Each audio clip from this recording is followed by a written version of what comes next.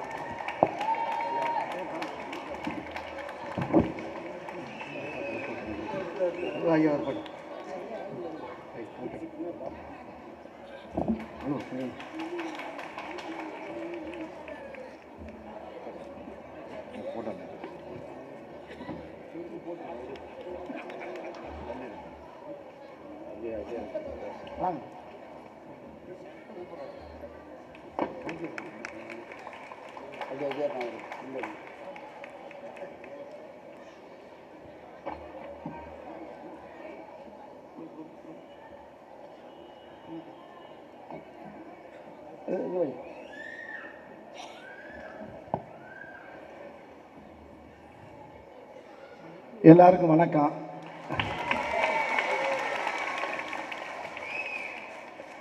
இது இங்கே சேகரன் என்னை அழைக்கும் போது எனக்கு ஒன்றும் புரியலை. நான் அவர் பேசுகிறப்ப ஏன்னா எத்தனை தடவை என்ன கூப்பிட்டுக்கிட்டு இருக்கேன், வரவே மாட்டேங்கிறேன், கூப்பிடாத ஆளுக்கெல்லாம் போய்கிட்டு இருக்கேன், கூப்பிட்ற ஆளுக்கு வர மாட்டேங்கிறேன்னு ஒரு ஒம்பளுக்காரு. கூப்பிட்ட ஆளுக்கெல்லாம் போயிருக்கேன், ஆனால் போனேன்னா இவர் கூப்பிடாத ஆளுக்கெல்லாம் போகிறேன், கூப்பிட்ட ஆளுக்கு வர மாட்டேங்கிறேன்னு சொல்லி சொன்னார். இன்னைக்கு பார்க்குறேன், இது ஒரு திருவிழா மாதிரியே இருக்கு பாருங்க. என்ன அழகா ஒரு 2 நிமிஷத்தில் 200 பேர் அப்படியே மனப்பாடம் பண்ணி சொல்கிறாருன்னா அந்த கட்சிக்குள்ளே அந்த எந்த அளவுக்கு உள்ள ஈடுபாடோடு இருக்காரு, எப்படி உழைக்கிறாருங்கிறத நான் அறநிலையத்துறை அமைச்சர் எவ்வளோ பாடுபடுறாருங்கிறத நான் எனக்குள்ள பார்த்துருக்கேன். ஏற்கனவே பார்ப்பேன் நான். ஐயாவுடைய கலைஞர் ஐயா பெற்றெடுத்த தவப்புதல்வன் அருமை அண்ணன் தளபதி தமிழக மாண்புமிகு முதலமைச்சர் அண்ணன் மு.க. ஸ்டாலினுடைய பிறந்தநாளை வந்து இப்போ மட்டும் இல்லை எப்பயுமே சிறப்பாக கொண்டாடக்கூடிய ஒருவர்.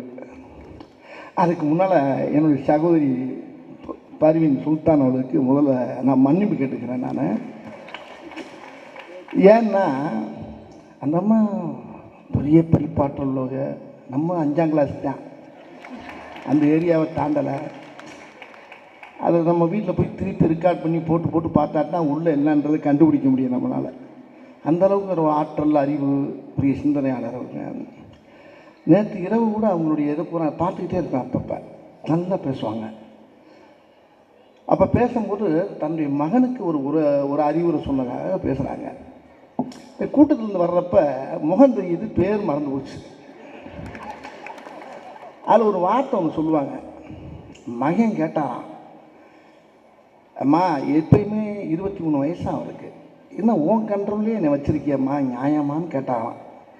அது இல்லைப்பா, நீ கல்யாணம் ஆகி எல்லாம் பெரிய ஆகி உனக்குன்னு ஒரு தனித்தன்மை வந்ததுனால நீ வந்து யாருன்னு காட்டிக்க, அது வரைக்கும் அம்மா பேச்ச கொஞ்சம் கேளுப்பா அப்படின்னு அவங்க பேசுனது எனக்கு நேற்று நைட்டு மைண்டில் அப்படி நின்றுச்சு. இந்த கருமும் அந்த மூளை மறந்து போச்சு. மேலே வந்தோன்னே உங்கள் பேர் என்னான்னு கேட்டு தொலைஞ்சிட்டேன்.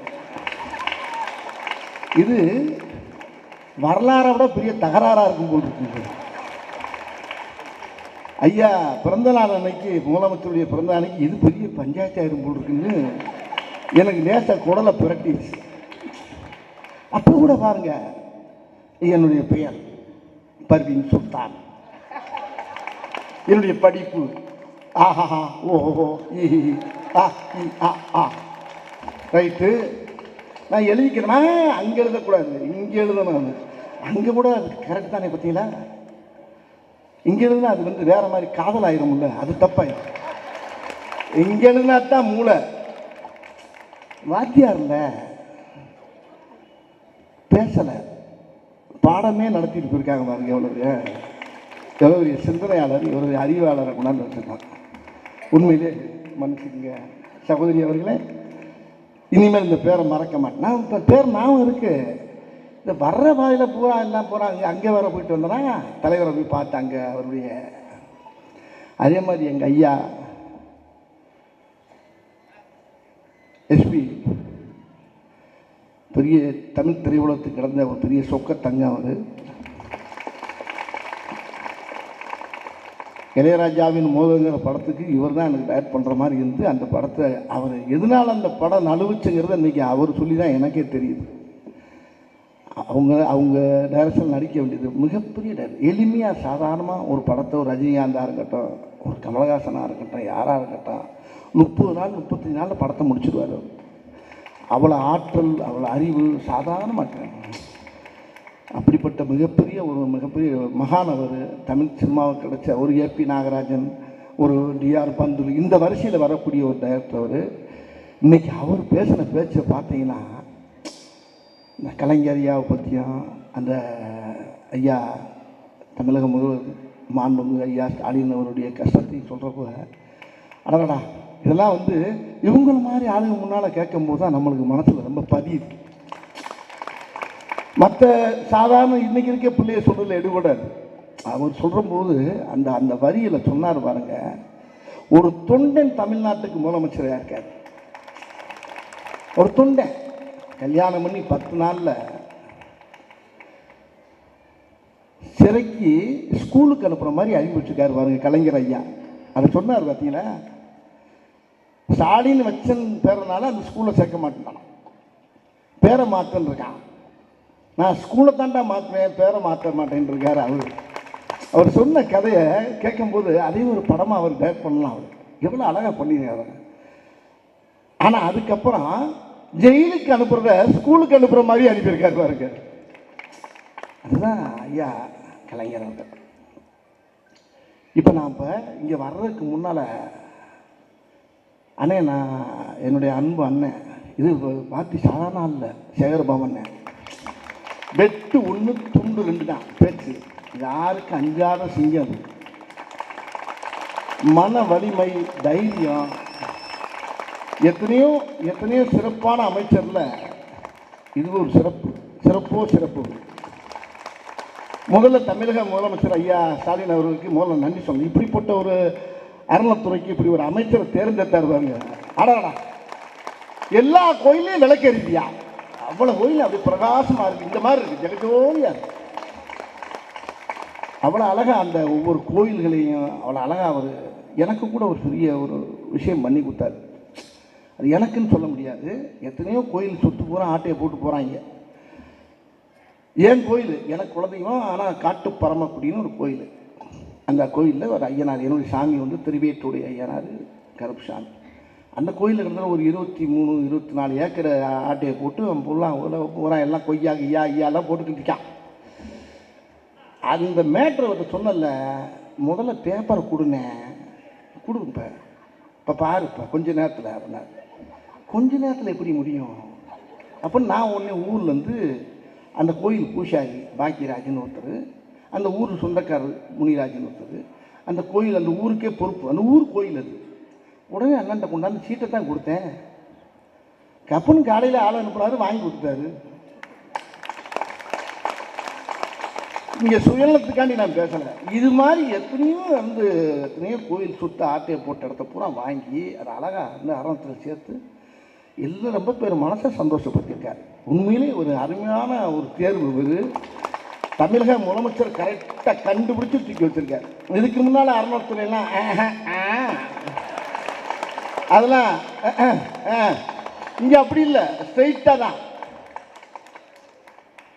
இப்போ கொஞ்ச நேரத்துக்கு முன்னால் இங்கே போனேங்க,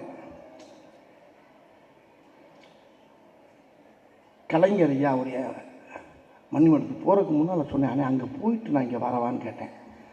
வாண்ணே நீ பாட்டுக்கு வா, அங்கே வா, அங்கே ஆள் போட்டிருக்கேன், நீ போய் உள்ளே போயிட்டு பந்தோஷம் நிறையா கொடுத்தாங்க. உள்ளே போனேன், கூட்டத்தை கட்டுப்படுத்த முடியல. உள்ளே போகிறேங்க, அது சமாதி இல்லைங்க, அது சந்நிதி.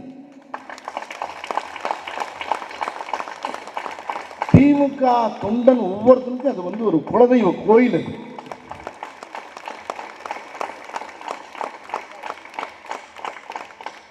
அது மணிமண்டபம், மணிமகுடம் கலந்த மணிமண்டபம் அது. அப்படிப்பட்ட ஒரு ஏன்னா நான் அந்த இடத்துல அவரை பற்றி, நான் கலைஞர் ஐயாவை பற்றி ஒரு சில வார்த்தையை நான் சொல்லி ஆகணும். எம்ஜிஆருடைய தீவிர ரசிகன் நான், ஆனால் இவருடைய தீவிர பக்தன், இவருடைய தீவிர விசுவாசி நான். இவர் கூட அவர் இருக்க காலங்களில் அவரை வெளியிலேருந்து தான் பார்த்துருக்கேன் எம்ஜிஆரை. அவர் 2 பேரும் நண்பர்கள் தான். ஆனால் இவர் கதை வசனத்தில் நடிச்சிருக்கேன், இவர் கூட உட்காந்து பேசியிருக்கேன், பழகியிருக்கேன். நிறைய விஷயங்கள் எனக்கு தைரியம் சொல்லுவார். திரையுலகத்தை அவர் எந்த அளவுக்கு நேசித்தாருங்கிறது எல்லா மக்களுக்கும் தெரியும்.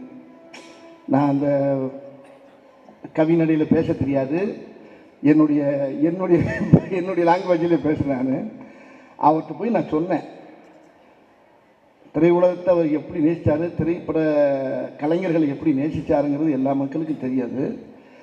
ஒரு தடவை 23ஆம் புலிகேசிங்கிற படத்தை ரிலீஸ் பண்ண முடியல. அப்போ கலைஞர் ஐயாட்ட போயிட்டு ஃபோன் பண்ணி கேட்குறேன், ஐயா சண்முகநாதன்கிட்ட ஃபோன் பண்ணி ஐயா அப்பாட்ட பேசுகிறேன் அப்படின்னு ஐயாட்ட சொன்னேன். பேசுகிறேன் என்ன கொடுத்துட்டார். உடனே ஃபோன் போட்டால் உடனே எடுப்பார். எடுத்து அவர்கிட்ட சொன்னேன், ஐயா உங்களை வந்து பார்க்கணும் தலைவரை அப்படின்னேன். என்னடா வடிவேலு, என்ன பிரச்சனை, எதுவும் பிரச்சனையா? ஒன்றும் இல்லை, அந்த புலிகேசி படம் ரிலீஸ் பண்ண விட மாட்டேங்கிறாங்க, ராஜா குதிரையில் போகக்கூடாதுங்கிறாங்க, அது ஏதோ புழுக்கு ராசியில் ஏதோ பஞ்சாயத்தான், ராஜா குதிரையில் போகாமல் குவாலிஸ்ல ஆடா போவார்.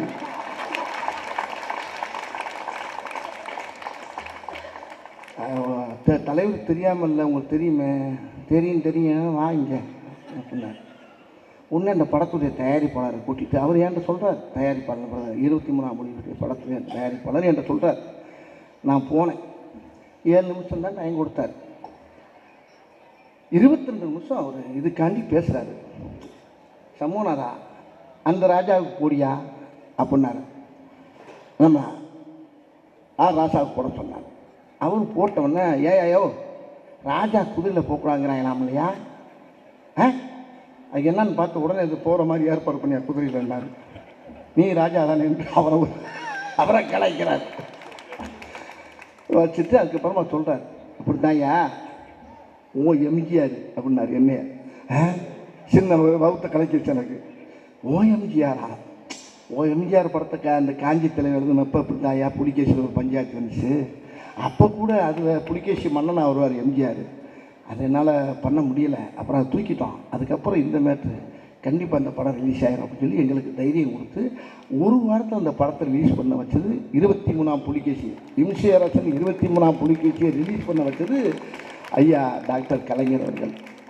அவர் பண்ணலைன்னா அது மார்ச்சரிக்கு போயிருக்கோம், அது நேராக பிறதரைக்கு தான் போயிருக்காங்க. அவர்னால தான் அந்த படம் வெளியே வந்துச்சு, வெற்றி பெற்றுச்சு. அது மட்டும் இல்லை, கலைஞர் சேனலை ஆரம்பிக்கும் போது முத அந்த படத்தை அந்த சேனலுக்கு அவர் முதல்ல வாங்கி அந்த ராமநாதன் சார் மூலியமாக அந்த படத்தை நீ சொன்னார். இப்படி அவர்கிட்ட எவ்வளோ விஷயம் இருக்குது. அவர் எப்படி அதான் இப்போ புள்ள போய் பார்த்தேன். திராவிடம்னா என்னான்னு கேட்குறவங்களுக்கு பூரா ஒரே ஒரு தடவை உள்ளே போய் சுற்றி பார்க்கணும். கலைஞருடைய மணிமண்டபம் இருக்க அந்த சன்னதியை சுற்றி பார்த்தா தெரியும். உள்ளே போனால் என்ன ரயிலெல்லாம் போகுது வண்டி, உள்ள ஒரு காட்சியை பார்த்தா இந்த 6ஆம் தேதியிலேருந்து மக்கள்லாம் ஃப்ரீயாக பார்க்கலாமா அதையும் சொன்னாங்க. நான் போய் பார்த்துட்டு கொஞ்ச நேரம் மூச்சு நின்று போச்சு எனக்கு. அவர் வரலாறை பூரா அதுக்குள்ளே அழகாக அமைச்சிருக்காங்க பாருங்கள். தமிழக முதலமைச்சர் அடடா கண்கள்லாம் காட்சி. அதை பார்க்கறதுக்கு 2 கண்ணுக்கு பத்தாதுங்க, ஒரு மனிதனுக்கு 1000 கண்ணு தேவைப்படும். அவ்வளோ அழகாக இருக்குங்க. இது வரலாற்றில் இப்படி ஐயாவுக்கு மணிமண்டபத்தை கலைஞராவுக்கு மணிமண்டபத்தை கட்டுறதுக்கு யாருனாலுமே முடியாதுங்க. யாருக்கு இந்த வரலாறு கிடையாது. இது எங்கள் ஆத்தா சத்தியமாக உண்மைங்க. அவ்வளோ அருமையாக பிரமாதமாக அதை பண்ணி அவர் பட்ட கஷ்டம், அவர் அண்ணாவை நேசித்தது, அந்த சுவாசம், திருவள்ளுவர் நேசித்த சுவாசம், அந்த காற்று, அவர் பட்ட உழைப்புடைய அந்த வலிமை, அந்த எளிமை, அந்த திறமை அவ்வளோ இருக்குங்க. ஒரு ஆளை அரவணைக்கிறது, அவர் ஒவ்வொரு ஃபோட்டோ அந்த புகைப்படத்தை பார்த்து உள்ள நான் அதுக்குள்ளே இங்கேருந்து ஃபோன் வந்துச்சு, பார்த்தாச்சா இந்த வந்துடுறேன் அந்த உள்ள பூரா சுற்றி பார்த்து வந்தாங்க. இன்றைக்கி இந்த மேடையில் ஐயாவுடைய தமிழக முதல்வருடைய இந்த நலத்திட்ட உதவிக்கு என்னை அழைச்ச எங்களுடைய அன்பு அண்ணன் ஒரு தைரியமான பிள்ளைங்க. ஒரு எதுக்குமே கேள்வி கேட்டால் நறுக்குன்னு தான் பதில் சொல்லுவார். டக்கு டக்கு டக்கு டக்கு டக்கு இதுதான், சும்மா குழப்பம். ஆனால் எப்போ பார்க்கலாம் அப்படிலாம் இருக்காது. சாயங்காலம் 6 மணிக்கு இவ்வளோதான் பட்டு பட்டு பட்டு பட்டு பேசக்கூடிய சேகர்பாபு அண்ணன் இந்த அறநிலைத்துறைக்கு கிடைச்ச ஒரு பெரிய பொக்கிஷம். இவர் மூலியமாக இன்றைக்கி முதலமைச்சருடைய நலத்திட்ட உதவிக்கு என்னை அழைச்சதுக்கு, உங்களையெல்லாம் சந்தித்ததுக்கு, உங்களையெல்லாம் பார்த்ததுக்கு ரொம்ப மகிழ்ச்சியாக இருக்குது. அது ஐயா எஸ்பி முத்துராமன் ஐயா மேடையிலேயும் பார்த்தது ஒரு மிகப்பெரிய சிறப்புலி ஆற்றிய என்னுடைய சகோதரி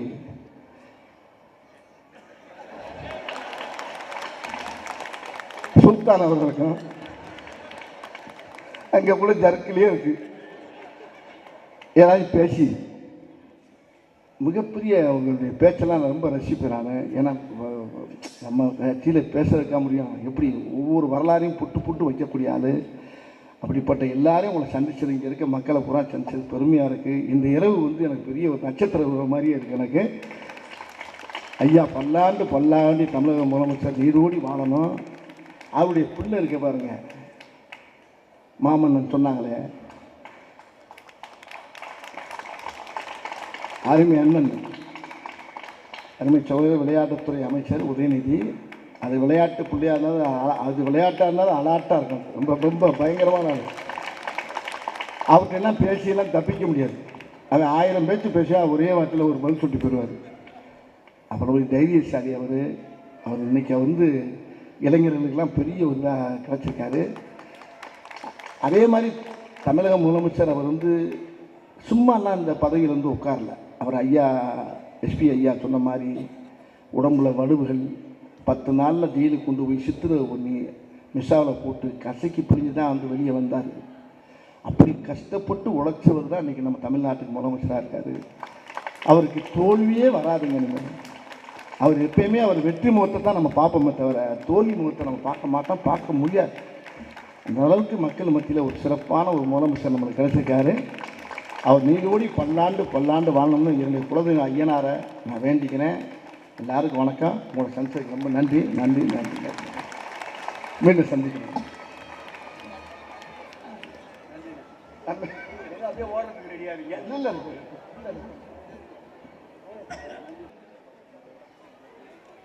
உண்மையிலே ஒரு சன்னதி அது. அதுக்குள்ளே அவர் கஷ்டப்பட்ட உழைப்பு, அவருடைய வரலாறு பூரா அதில் தெரியுது. அது உண்மையிலே பார்க்க உண்மையிலே அதில் நம்ம நிறைய பாடங்களை கற்றுக்கணும். அந்தளவுக்கு வந்து அந்த மணிமண்டபம் வந்து ஒரு ஒரு மணிமண்டபம் கலந்த ஒரு மணிமண்டபமாக இருக்குது. அதை பார்க்குறப்ப ரொம்ப சந்தோஷமாச்சு. எனக்கு நான் போய் கிட்டத்தட்ட 1.5 hour நான் உள்ள போய் சுற்றி பார்த்தேன். கண்கொள்ளா காட்சியாக இருக்குது.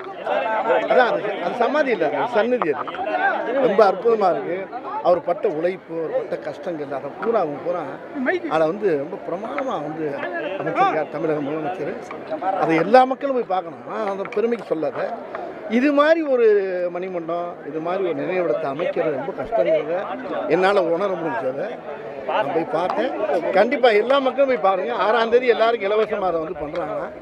அதை போய் பாருங்கள், பார்த்தா தெரியும் ஒரு மனிதன், தனிப்பட்ட மனிதன் எப்படி உழைச்சிருக்காரு, அந்த அந்த அந்த அந்த கட்சி அவர் எப்படி வளர்த்துருக்காரு, எப்படி உழைச்சிருக்காரு, அந்த கட்சியில் இருக்க ஒரு செங்கலை கூட உருவ முடியாத அளவுக்கு அது உழைப்பு அதை எப்படி பண்ணியிருக்காருங்கிறது. அதுக்குள்ளே அதாவது வெறும் ஃபோட்டோவாக இல்லாமல் அவர் திரைப்படமாகவே அவர் உள்ளே நான் சொல்லக்கூடாது, அதை போய் பார்த்தா தான் தெரியும். பார்த்துட்டு அப்புறம் நான் சொன்ன உண்மையாக இல்லைன்னு பாருங்கள். அவரா மக்கள் பூராமே ரசிப்பாங்க. அந்தளவுக்கு அவருடைய உழைப்பை வந்து அப்படி எஞ்சி போய் அதை வந்து பண்ணியிருக்காங்க.